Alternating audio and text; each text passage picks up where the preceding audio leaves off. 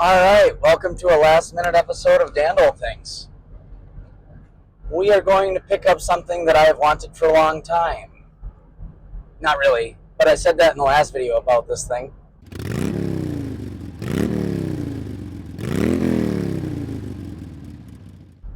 So after careful consideration and looking for parts for the last 3 months-ish, 2 months, I don't remember when we got Guinevere. Sorry about the shaking, by the way, we're driving. After looking for parts, so much of the stuff that I can buy new, I can buy the whole body of the car new, essentially, but so many of the parts I need to, I have to assemble, of course, are on back order, and I've been on back order since I bought the car, and I'm just like, I want to get going on this project. So last night, a MGB shell showed up on Facebook, about 170 miles from me, and I bought it. Comes with a title. So I've got a shell and 2 doors. And that's all that's attached to the car. It's literally been stripped of everything. So we still have plenty of content, but I don't have to do as much cutting and welding, and it's also going to save me like $7,500 in parts. So a win all the way around. So enjoy the ride.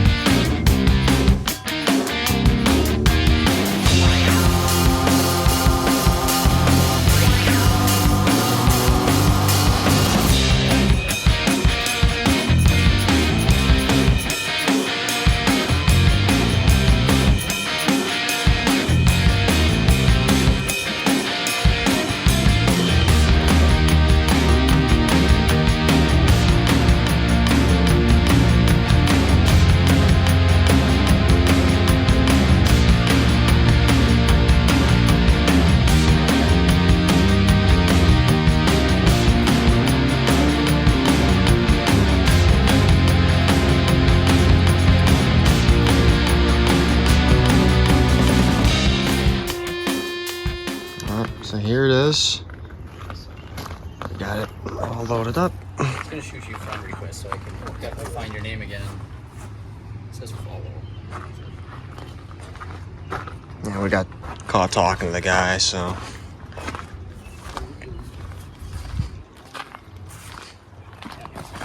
Okay, cool. Now I can get a hold of you. When I get that, not if, when I get that out and I'm headed up this way. I said I don't know. All right, you can kind of see the top of the cowl behind us. It's not much. It's a shell.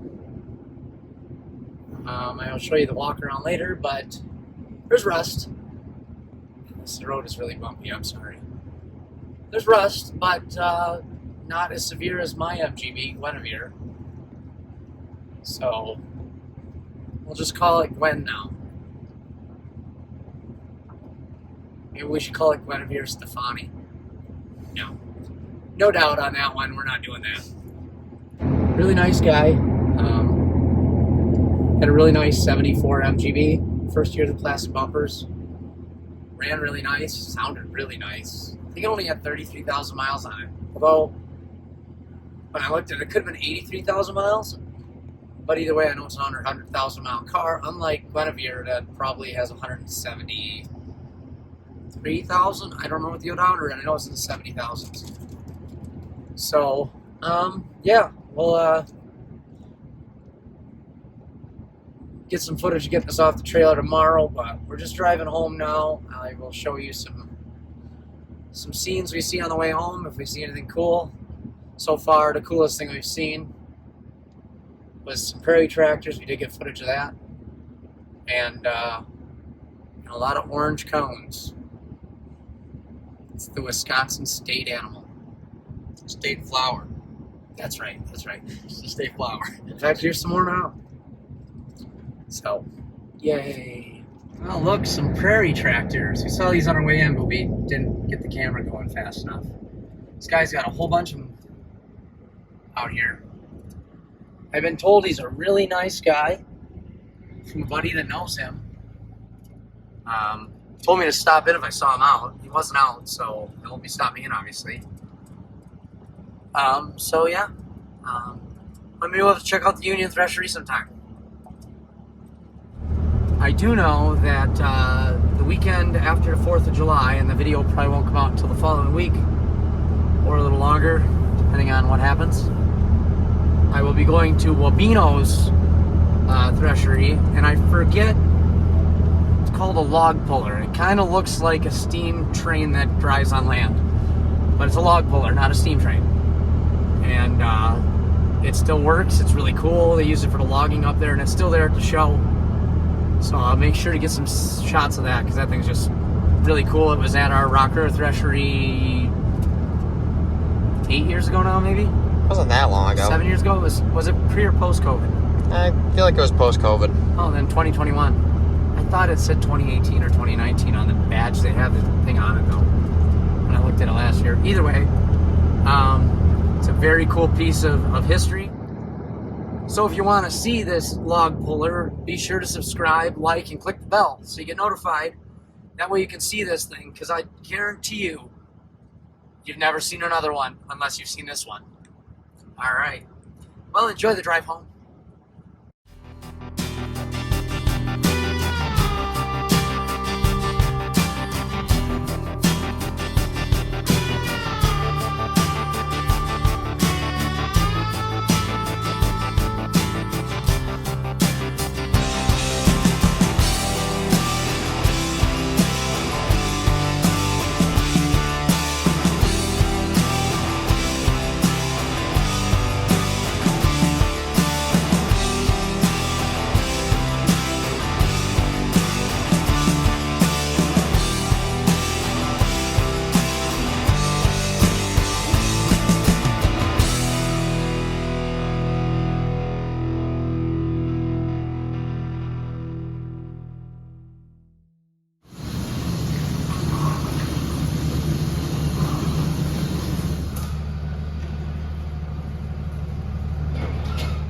All right, we just got back with the road trip for Guinevere body transplant.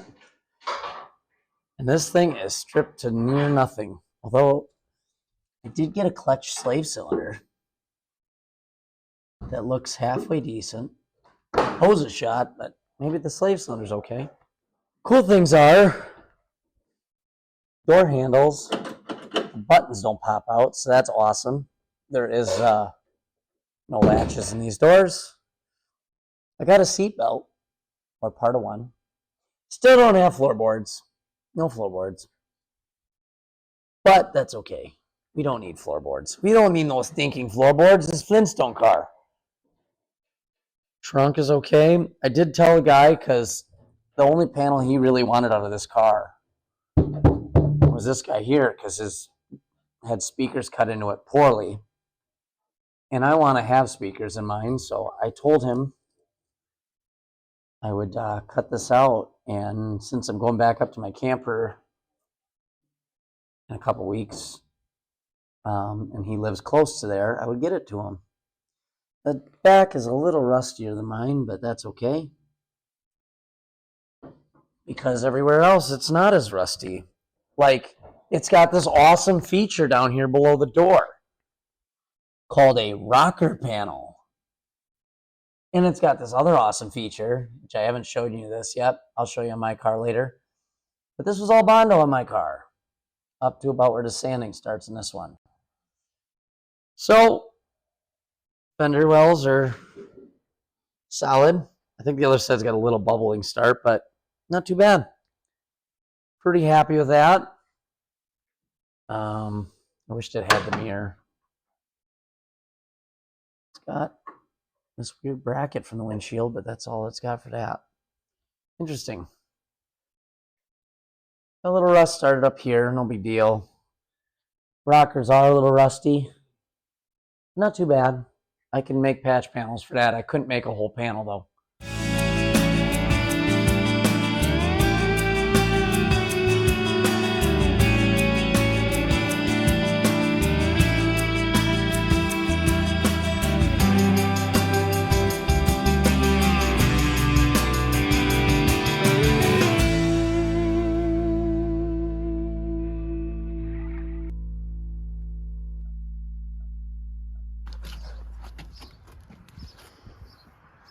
Can you take the barnacles out of this stuff here? Take the barnacles out of the battery trays and stuff? I was trying to. And I guess I didn't get this side very well. Well, no, I was also trying not to get completely soaked. Oh, okay. Because the wind is blowing it just the right direction. When I did that side, I was just getting completely soaked. If you stand this way, it should. Because it's blowing that way. Looks a lot nicer, and then... I did notice there's some Bondo on the back. I don't remember if you noticed that before. I noticed it. We noticed it under there because you can see right back here a little spot where she got puckered in. My guess is one of the bumper riders. I can't remember what they're called. They backed into something and popped in there because it's almost the shape of one of those riders. Well, hey, the bumper did his job. And then we got to drill a spot weld every 1 inch. This panel, they really over spot weld these. Brendan's car's got half as many spot welds on the frame as this car has on a chintzy little panel. The floorboards and everything, like Brendan's Cyclone, like has half the spot welds this car has in it, and that car's way heavier and has a big block. Oh, we need to find the holes in the doors. I need a screwdriver or something.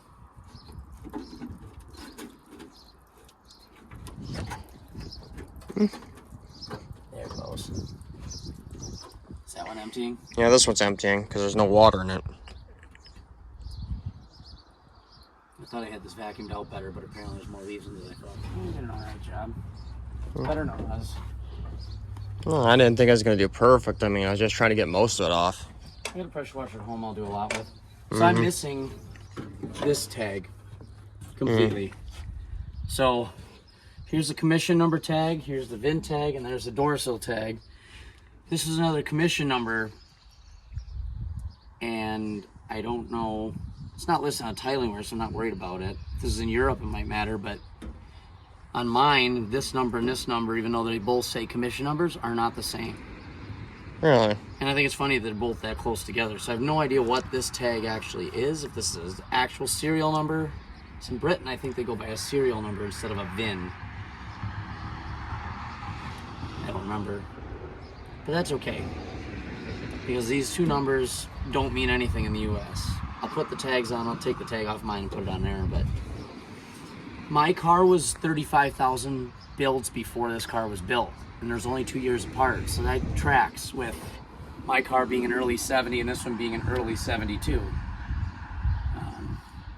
Because I build about 15,000 a year, roughly, not counting the first year. So it was like 13 to 15,000. I think one year they did like 18,000 builds, so don't know what year that was. So that's cool. Really sucks that this panel down here is all rotted out. At least I can get underneath to get at it, but it's part of the heater box. If I'm not understanding, or that's a cold air vent in, so I don't know. There's a lot of metalworking in your future. Yeah, there's far less now than there was. Mm-hmm.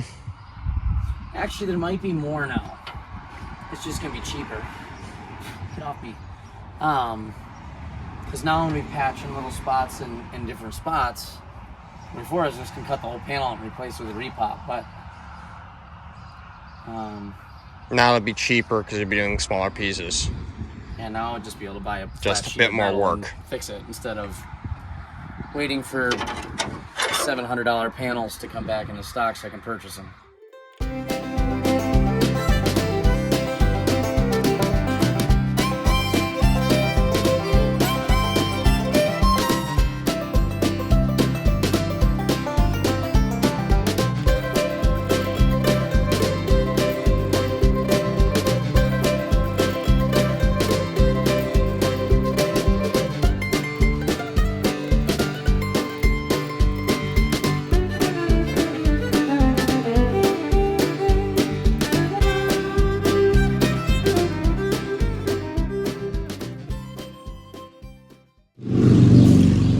Alright, we ran into a little trouble figuring out how to attach it in the back.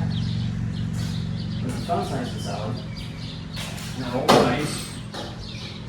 That's perfect. When we take this to my house, I don't even need a rotisserie to start. That's awesome. Alright, I ended up, that hole was there, I ended up putting a hole here.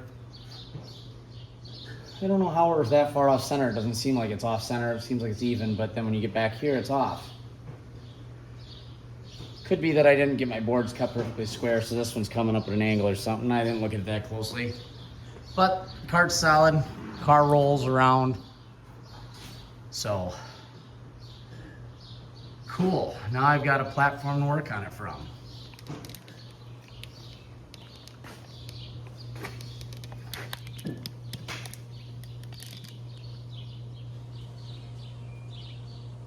So,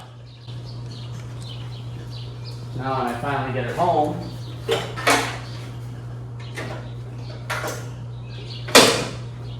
I can work on it up here, and it's solid, so I'll be able to fix this stuff sitting on a bench, or a stool, be able to get at the floorboards without being on my bottom, on my hands and knees. Also be able to get from the bottom side. This is going to work out really well. I wish I had a rotisserie, but I'll use the poor man's wooden cart for now.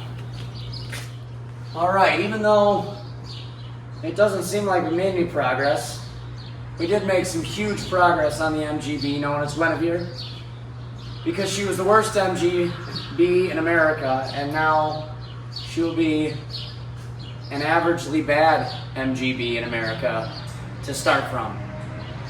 This is pretty average when you're looking at unrestored cars. Always traffic. So anyways, I'm looking forward to getting this home and working on it. But in the meantime, stay classy, YouTube. Check out my new Flintstone mobile. Yabba dabba doo!